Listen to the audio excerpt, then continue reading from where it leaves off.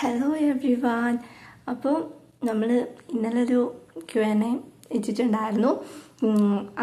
അതിൽ വന്നിട്ടുണ്ടായിരുന്ന next question ആയിരുന്നു, why did you select those particular novels or authors. അപ്പോൾ ഇതിൻ്റെ ആൻസർ അറിയുന്ന കുറേ പേര് എനിക്ക് പേഴ്സണലി മെസ്സേജ് അയച്ചിട്ടുണ്ടായിരുന്നു.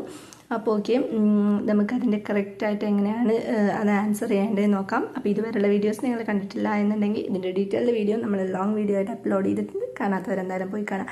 അപ്പോൾ ഓക്കെ, ഇതിൻ്റെ ആൻസർ എന്താണെന്ന് നോക്കാം. These novels or authors represent strong social and cultural transitions. For example, Frances Bernays' Evelina shows 18th century women's struggles, while Alka Joshi's The Henna Artist reflects 20th century Indian women's challenges. Choosing this helped me to compare how women's position changed across time and space.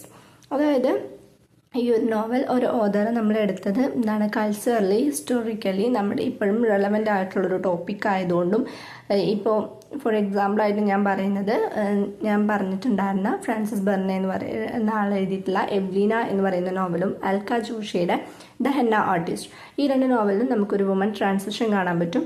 ഒരു 18th century to 20th century വരെയുള്ള ഒരു woman transition കാണാൻ പറ്റും. അപ്പോൾ ഇത് നമുക്ക് എന്താണ്, ആ ഒരു കാലഘട്ടത്തെയും ഈ ഒരു വുമൺ ഈ ഒരു ടൈമിൽ ഇങ്ങനെ ബിഹേവ് ചെയ്യുന്ന അല്ലെങ്കിൽ അവർക്ക് കിട്ടിയിട്ടുണ്ടായിരുന്ന ഫ്രീഡത്തിൻ്റെ ആ ഒരു ജേണിയൊക്കെ നമുക്ക് മനസ്സിലാക്കാൻ കഴിയും. അങ്ങനെ നിങ്ങളുടെ ടോപ്പിക് കണക്ട് ചെയ്തിട്ട് വേണം നിങ്ങൾ ഇതിനെ ആൻസർ ചെയ്യേണ്ടത്. ഓക്കെ, അപ്പോൾ ഇനി നെക്സ്റ്റ് മോസ്റ്റ് റിപ്പീറ്റഡ് ക്വസ്റ്റ്യൻ നമുക്ക് ഏതാ നോക്കാം.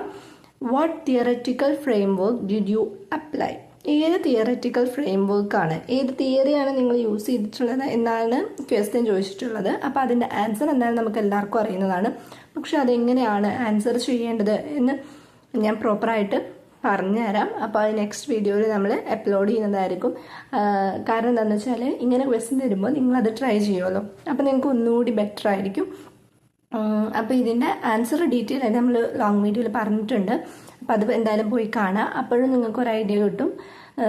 അപ്പോൾ ഓക്കെ, നമ്മൾ നെക്സ്റ്റ് വീഡിയോയിൽ ഇതിൻ്റെ ആൻസറുമായിട്ട് വരുന്നതായിരിക്കും. അതുവരെ നിങ്ങൾ ഇതുവരെയുള്ള ക്വസ്റ്റ്യനും ആൻസേഴ്സും ഒന്ന് പ്രാക്ടീസ് ചെയ്തുകൊണ്ടിരിക്കുന്നത് നല്ലതായിരിക്കും. എന്നാൽ നിങ്ങൾക്ക് വൈവയ്ക്ക് കൂടുതലായിട്ട് പെർഫോം ചെയ്യാനും നല്ല മാർക്ക് സ്കോർ ചെയ്യാനും കഴിയും. അപ്പോൾ ഓക്കെ, ഈ വീഡിയോ നിങ്ങൾക്ക് ഇഷ്ടപ്പെട്ടു എന്നുണ്ടെങ്കിൽ ലൈക്ക് ചെയ്യുക, ഷെയർ ചെയ്യുക, സബ്സ്ക്രൈബ് ചെയ്യുക. Thank you for watching.